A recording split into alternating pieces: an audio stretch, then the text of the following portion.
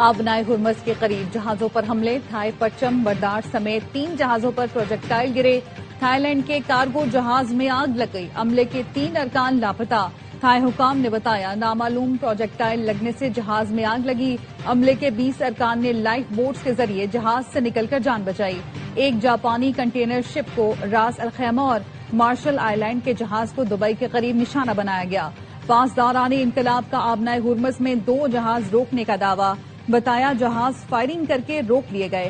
ایک جہاز اسرائیل کی ملکیت، دوسرا لائبیریا کے جھنڈے تلے رجسٹرڈ ہے۔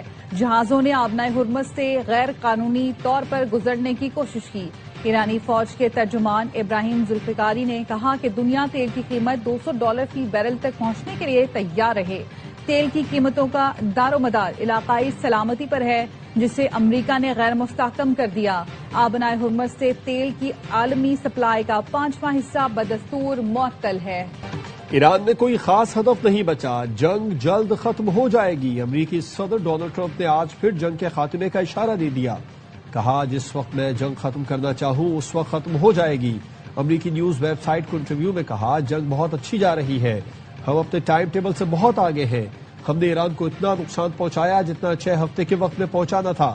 ٹرمپ نے یہ بھی دعویٰ کیا کہ آبنائے ہرمز میں بارودی سرنگیں بچھانے والی کشتیوں اور جہازوں کو تباہ کیا۔ ایران نے سرنگیں نہ ہٹائیں تو ایسے نتائج ہوں گے جو پہلے کبھی نہیں دیکھے ہوں گے۔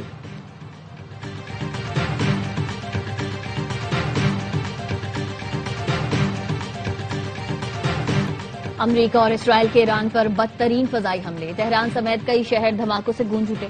پاسداران انقلاب کے سید ابراہیم موسویان شہید، اسرائیلی فوج نے مغربی ایران میں حملہ کر کے ایرانی فوجیوں کو شہید کرنے کا دعویٰ بھی کیا۔ رات بھر جنگی طیاروں نے درجنوں بم گرائے، مہرآباد ایئرپورٹ کے قریب بھی دھماکے ہوئے۔ تہران پر حملوں کے دوران بجلی کے نظام کو نقصان پہنچا۔ اصفہان اور کرچ پر بھی حملوں میں شہید ایرانی فوجی کمانڈروں کی نماز جنازہ ادا۔ تہران کے انقلاب اسکوائر میں سوگواروں کی بڑی تعداد جمع۔ جنازے کے شرکاء نے ایرانی پرچم اور شہید سپریم لیڈر خامنائی سمیت ان کے جانشین مجتبی خامنائی کی تصویریں اٹھا رکھی۔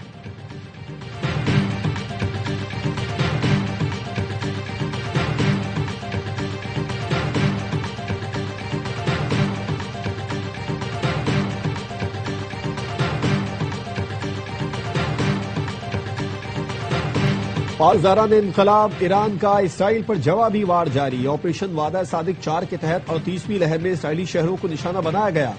تسنیم نیوز نے بتایا تازہ حملوں میں اسرائیلی فوجی انٹیلیجنس ادارے امان کے اہم یونٹ یفا میں بحری اڈے اور گرین پائن ریڈار سسٹم پر حملے کیے گئے۔ گرین پائن ریڈار ایرانی میزائلوں کا مقابلہ کرنے کا اہم مرکز تھا۔ اس سے پہلے 1 ٹن وار ہیڈ کے ساتھ القدر میزائل بھی داغے گئے۔ ایک میزائل پر ایپسٹین جزیرے کے متاثرین کی یاد میں عبارت درج تھی۔ تل ابیب کے مرکز پر بھی میزائل داغے گئے۔ بن گوریان ایئرپورٹ پر بھی میزائل داغے گئے۔ ڈرون حملہ بھی کیا گیا۔ میزائل ہوائی اڈے پر گرنے سے افراتفری پھیل گئی۔ اسرائیلی علاقے بیر یعقوب پر خیبر شکن میزائلوں سے حملہ کیا گیا۔ ایرانی حملوں میں 24 گھنٹے کے دوران 29 افراد زخمی ہوئے۔ پاسداران انقلاب نے کویت میں الودیری ہیلی کاپٹر ایئر بیس اور محمد الاحمد نیول بیس کو نشانہ بنایا۔ علی السالم ایئر بیس پر بھی ڈرون اور میزائل داغے۔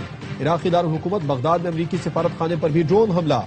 سعودی عرب کے آئل فیلڈ پر ڈرون فائر کیے گئے۔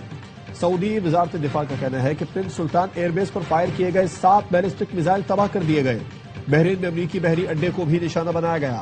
دبئی ایئرپورٹ کے قریب ڈرون گرنے سے 4 افراد زخمی۔ زخمیوں میں سے 2 کا تعلق گھانا سے تھا، ایک کا بنگلہ دیش اور ایک کا تعلق بھارت سے ہے۔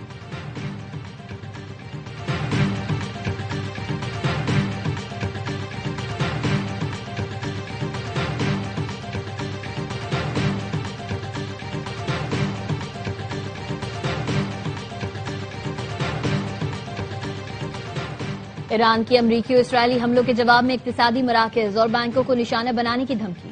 پاسداران انقلاب کا کہنا ہے ایران پر مزید حملے ہوئے تو ایران کے اہداف کا دائرہ بھی وسیع ہوتا جائے گا اور وہ خطے میں امریکی اور اسرائیلی اداروں سے متعلق اقتصادی مراکز اور بینکوں کو نشانہ بنا سکتا ہے۔ تسنیم نیوز کا کہنا ہے خطے میں گوگل اور ٹیک کمپنیز جائز اہداف ہو سکتی ہیں۔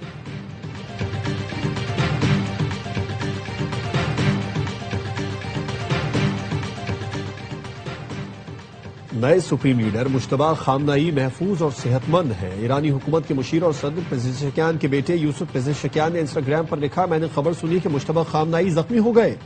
دوستوں سے معلوم کیا تو انہوں نے بتایا کہ وہ محفوظ اور صحت مند ہیں۔ ایران کی سرکاری ٹی وی نے مشتبہ خامنہئی کے سرکاری اسرائیلی حملے میں زخمی ہونے کی خبر دی تھی۔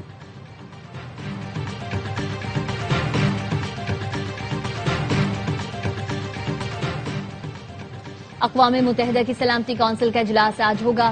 عرب ممالک پر ایرانی حملے روکنے کی بحرین کی قرارداد پر ووٹنگ ہوگی۔ چین نے خلیجی ممالک پر حملوں کی مخالفت کر دی۔ چین کی وزارت خارجہ کے ترجمان نے شہریوں اور غیر فوجی مقامات پر حملوں کی مذمت کی ہے۔ ترک صدر رجب طیب اردوان کہتے ہیں جنگ فوری نہ رکی تو پورا خطہ لپیٹ میں آ سکتا ہے۔ جنگ کا دائرہ بڑھا تو عالمی معیشت کو بھاری قیمت چکانا پڑے گی۔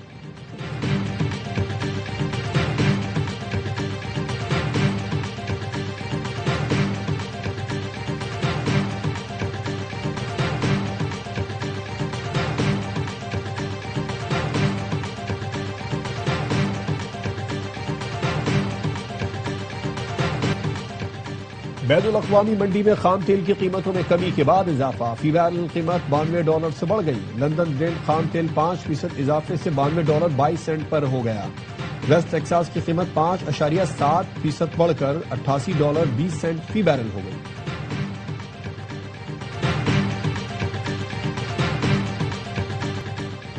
پورٹ قاسم پر پیٹرول سے بھرا تیسرا بحری جہاز تیل لے کر رنگ انداز ہو گیا۔ 2 دن میں 3 بحری جہازوں سے 1,42,000 میٹرک ٹن پیٹرولیم مصنوعات پاکستان پہنچی۔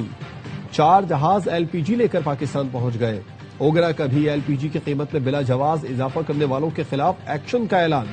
چیئرمین LPG ایسوسی ایشن عرفان کھوکھر کہتے ہیں ملک میں LPG کی کوئی قلت نہیں، مہنگی LPG فراہم کرنے والی کمپنیز کے خلاف کریک ڈاؤن کیا جائے۔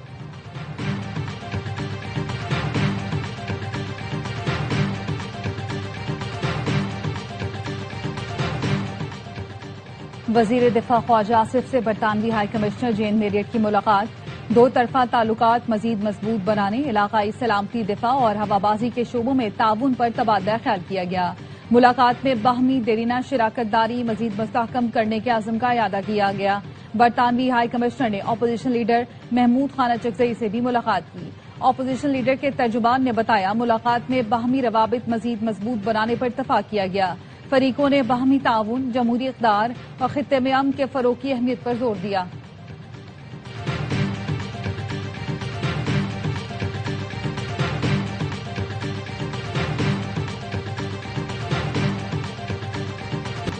HBL PSL 11 کی چمچماتی ٹرافی سے پردہ اٹھ گیا۔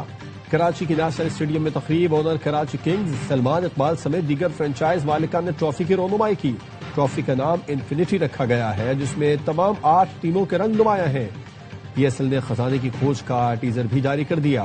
پاکستان سپر لیگ کا 11واں سیزن 26 مارچ سے شروع ہوگا۔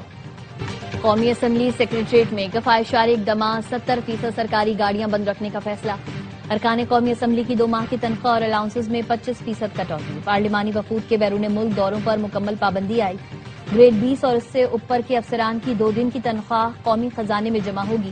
جن افسران اور جن کی تنخواہ 3 لاکھ یا اس سے زائد ہے ان کی بھی 2 دن کی تنخواہ میں کٹوتی ہوگی۔ سیکریٹریٹ میں تمام خریداری فوری بند کر دی گئی ہے، نوٹیفیکیشن جاری۔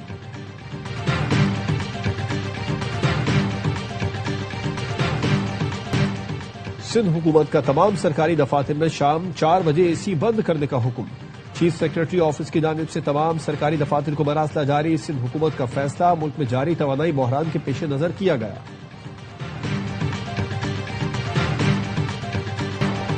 وزیر اعلیٰ خیبر پختونخوا سہیل آفریدی ریڈیو پاکستان حملہ کیس میں نامزد۔ تفتیشی افسر نے چالان پشاور کی انسداد دہشت گردی عدالت میں جمع کرا دیا۔ تیمور جھگڑا، کامران بنگش، عرفان سلیم اور عامر چمکنی کو بھی نامزد کر دیا گیا۔ تفتیشی افسر نے کہا پولیس نے پنجاب فورنسک لیب اور نادرا رپورٹ کی بنیاد پر ملزمان کو نامزد کیا۔ چالان ریکارڈ کے لیے جمع کر رہا ہوں لیکن پروسیکیوٹر مجھ سے نہیں لے رہا۔ چالان جمع نہ کرانے پر ڈپٹی پبلک پروسیکیوٹر اور پبلک پروسیکیوٹر کے خلاف درخواست دائر، عدالت نے اسپیشل پبلک پروسیکیوٹر کو طلب کر لیا۔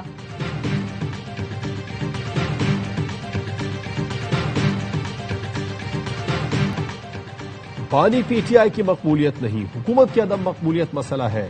سابق وفاقی وزیر اطلاعات محمد علی درانی کہتے ہیں وزیر اعظم کی بچت پالیسی سے پیٹرول 1 روپے بھی سستا نہیں ہوا۔ عوام کو لوٹنا، تکلیف دینا، گورننس بہتر نہ کرنا حکومت نے اپنا ذمہ لیا ہوا ہے۔ اس وقت حل قومی حکومت ہے مگر لگتا ہے موجودہ حکومت قومی حکومت بنانے میں دلچسپی نہیں رکھتی۔ قومی حکومت وہ ہوگی جس میں عوام ہو اور عوام موجودہ حکومت کے ساتھ نہیں۔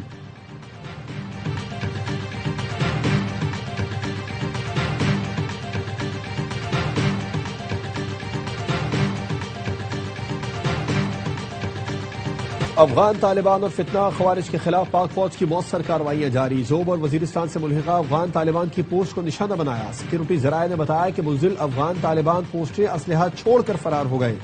زوب سیکٹر پر زیر قبضہ پوزیشن سے روسی ساختہ ہیوی گرینیڈ لانچرز قبضے میں لے لیے گئے۔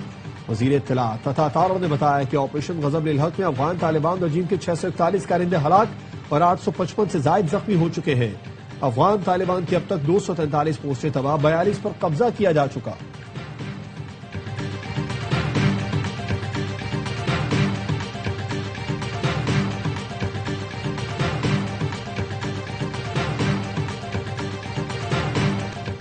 پشاور میں اسلحہ اسمگلنگ کی کوشش ناکام، فلائنگ کوچ سے 69 پستول اور بڑی تعداد میں کارتوس برآمد، 2 ملزمان گرفتار۔ ایس پی کا کہنا ہے گرفتار ملزمان کے خلاف مقدمہ درج، مختلف پہلوؤں پر تفتیش جاری ہے۔ فلائنگ کوچ کو بھی تحویل میں لے لیا گیا۔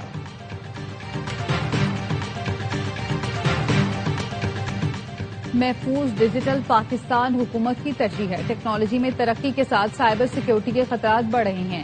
وزیر آئی ٹی شزا فاطمہ کا سائبر سیکیورٹی کانفرنس سے خطاب، کہا گزشتہ سال ہم نے اپنے سے کئی گنا بڑے دشمن سے جنگ لڑی۔ سائبر سیکیورٹی نے ہماری فتح میں اہم کردار ادا کیا۔ ڈیجیٹل نیشن پاکستان ویژن میں سائبر سیکیورٹی پر بھی توجہ مرکوز کی گئی۔ وزیر اعظم کیش لیس اکانومی کے عمل کی خود نگرانی کر رہے ہیں۔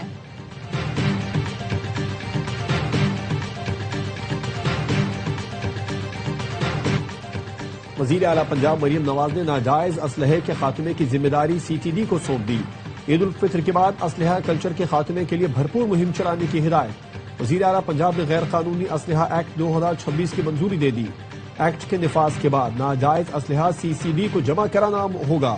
مقررہ مدت میں ناجائز اسلحہ جمع نہ کرانے پر سخت سزائیں تجویز کی گئی ہیں۔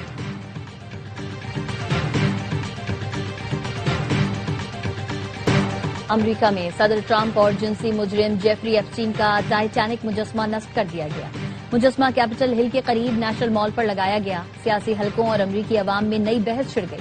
مجسمے کے قریب ایک پوسٹر بھی لگایا گیا ہے جس پر میک امریکہ سیف اگین لکھا ہے۔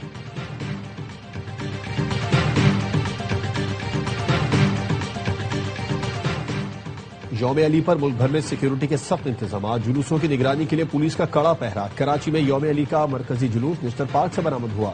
پنجاب میں 30,000 سے زائد پولیس جوان سیکیورٹی پر تعینات، بین الصوبائی سرحدی چوکیوں پر تعینات اہلکاروں کو الرٹ رہنے کی ہدایت۔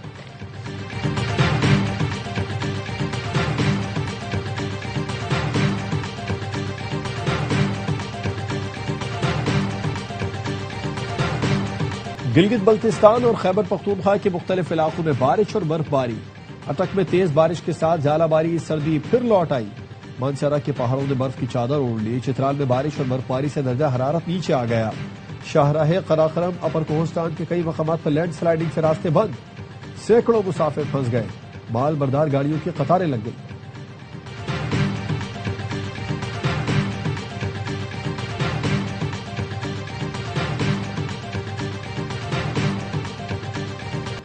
چیئرمین پی سی بی سے قومی ہاکی ٹیم کی ملاقات۔ محسن نقوی نے ورلڈ کپ میں کوالیفائی کرنے پر مبارکباد دی اور کھلاڑیوں کو ملازمتیں دینے کا اعلان۔ چیئرمین نے کہا پی سی بی ہر طرح تعاون کرتا رہے گا، زخمی کھلاڑیوں کا علاج، فٹنس اور میڈیکل کے حوالے سے سپورٹ کریں گے۔ کھلاڑیوں نے بھرپور سپورٹ پر محسن نقوی کا شکریہ ادا کیا۔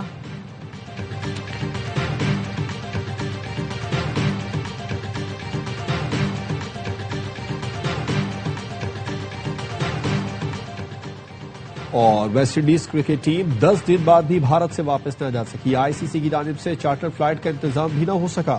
آئی سی سی کا کہنا ہے ویسٹ انڈیز اور جنوبی افریقہ کے کھلاڑی آج سے وطن واپس لوٹنا شروع ہوں گے۔ کیریبین کھلاڑی کمرشل فلائٹ سے وطن واپس جائیں گے۔